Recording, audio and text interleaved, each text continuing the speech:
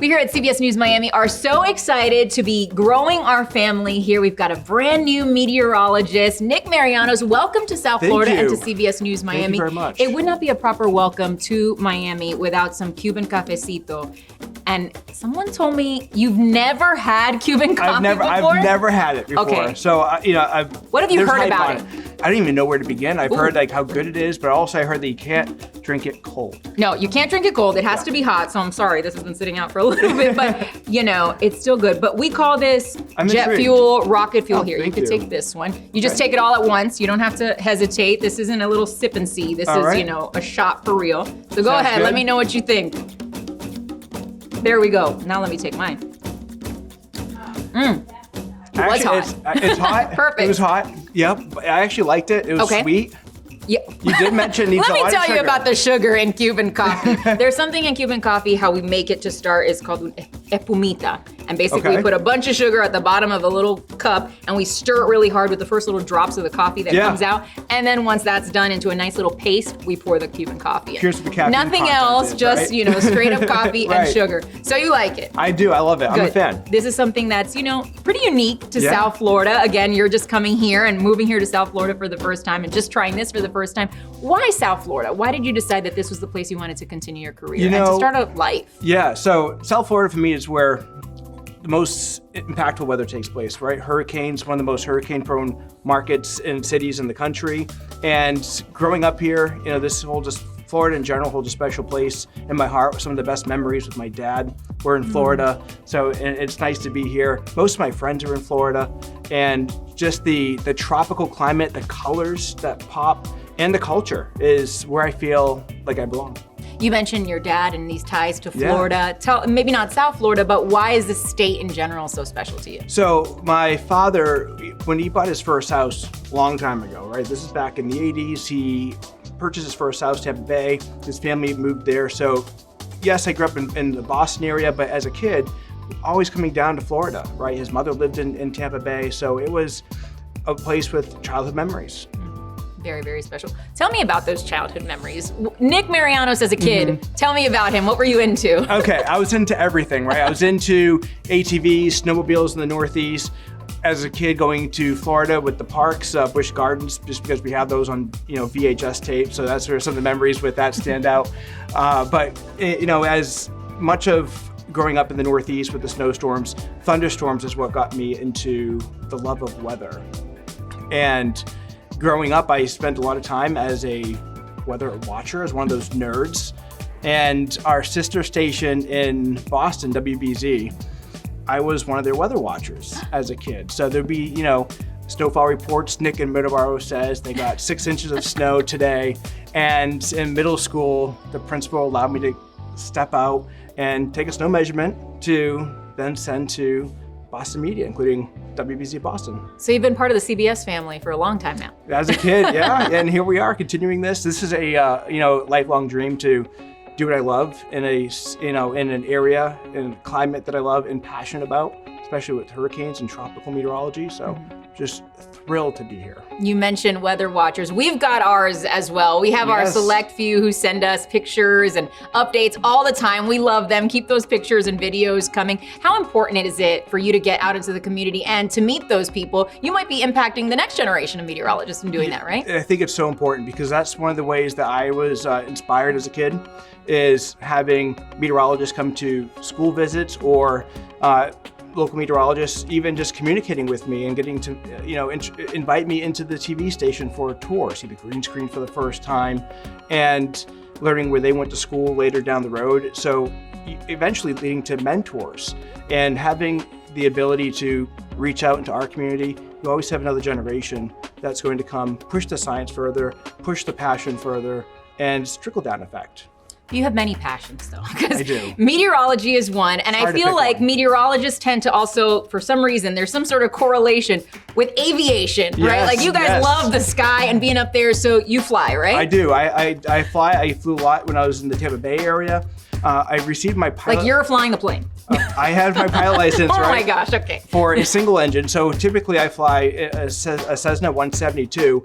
But there are a lot of meteorologists that fly, and it's one thing to study the atmosphere and be in it, but it's another to fly in it, right? And not just at the ground level, you know, it really gives you a certain perspective of how weather plays a role at all levels of the atmosphere, not just at the ground level, but just getting a different perspective above the ground view. You know, a lot of meteorologists are also fascinated with geography and terrain, so flying up and seeing the peninsula or seeing the beaches from, you know, a couple thousand feet in the air it's always nice. Very, very cool. So in terms of your other, I don't want to call this a hobby because this feels like a job in and of itself. Right. Volunteer firefighter? Yes. That sounds kind of dangerous. How do you balance all of this? So I was a volunteer firefighter in EMT for 6 years. Wow. And I started doing that when I was in college, right? 4-year degree. And going into the start of my career as a broadcast meteorologist, I continued that on because I was, you know, working in upstate New York, a fairly rural community, so I was able to still apply that. And later, when I moved to bigger cities, you know, it's like, okay, I need to focus on one thing, right? I need to focus on what I love most, which is you know, meteorology and in our, you know, in the broadcast field. But in terms of firefighting and how it applies to what I do, I think for one thing, it gives me a nice ability to take the weather story and bring it down to the impacts, right? Public safety, that's why we're in this. Well, so when you have a hurricane that threatens South Florida, priorities are certainly public safety, and that's a passion of mine that goes back to the firefighting history. So it's just a nice way to bridge both passions together. You've covered all sorts of different types of weather because you're from the Boston area. Yeah. You were last out in California, now here in South Florida, but you've been in Florida and covered hurricanes before. Yes, some of the most intense hurricanes were Hurricane Harvey, Irma. We were covering Hurricane Maria at the time. For Florida, I was covering Hurricane Matthew and Michael. So, you know, those are some of the standalone high impact storms. You mentioned the tornado coverage specifically, and obviously that's not something we deal with too much here in South Florida, but sometimes, you know, a thunderstorm could, you know, an issue could come up with tornadoes. And that feels like we're really meteorologists shine in that moment. That's when you guys have the safety of this community in your hands here. How important is that to you, and how seriously do you take that responsibility? I take that more seriously than any other part of the job because public safety, you know, is top priority. So when you're coming into this type of weather events, whether it's hurricanes, tropical storms, tornadic activity, it's life and property, right? So you're always trying to not just alert and give a heads up that impactful weather that may threaten life and property is coming, but in those moments where sometimes minutes matter. And that's my top priority. Not always life and death weather situations, which is nice. Some days it's like, we got nothing to report other than beautiful sunshine, maybe a little hot, and those afternoon storms. But people want to know, people want to watch, even if they know it's going to be beautiful, because, you know, they got to walk the dog, they got to make plans to take the kid to the bus stop and things like that. So it really impacts every part of their day. I know you have a dog. I do. Tell me about Stormy. Is Stormy, that your dog? yes, Of course it is. Of course, right? So Stormy, he's my baby. So he's about 3 years old. And I adopted him, so he's a rescue. We were in our 8 o'clock newscast at CBS Sacramento, and this was in February.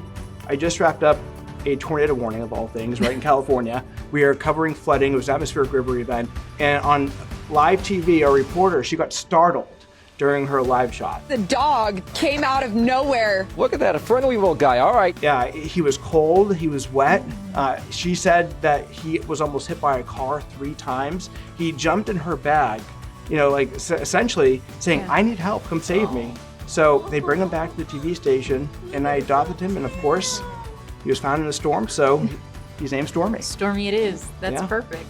Well, thank you so much for sharing that with us. You got to bring Stormy to visit. We got to try some of this other stuff here because we do have the Cuban coffee, which was delicious. You want some more? There's a little bit more. I'll take a little bit more. You won't sleep tonight, which is good since he has to do the 11 o'clock news soon. So now he's practicing staying up nice and late. You used to work nights in California as well. That's right. So this schedule is normal for you. This is normal for me. So this will probably be about, you know, early afternoon is probably about mid-morning for most people. Yeah. You know, on my schedule. So, all right, I'm going to do another one here. Bottoms up. All right, you gotta have some food to go with that, though. Of course, we've got some delicious treats here. Ooh, you're stuck to the table a little bit. We've got, there's pastelitos. These are filled with beef. These are carne, and then I recommend the croquetas, which I believe these are croquetas with ham. my favorite. If you ask my mom, my first word ever was coqueta, coqueta. So these are like the best of the best. So go ahead and try this. I'm not sure. There's also empanadas. I'm not sure what's in them. I'm gonna take a croqueta too. Yeah. So yeah, these are just some of the delicacies that you could find in one of the Cuban, bakeries all throughout South Florida. For the, the genuine experience though, you need to go, let's see, let me know what you think.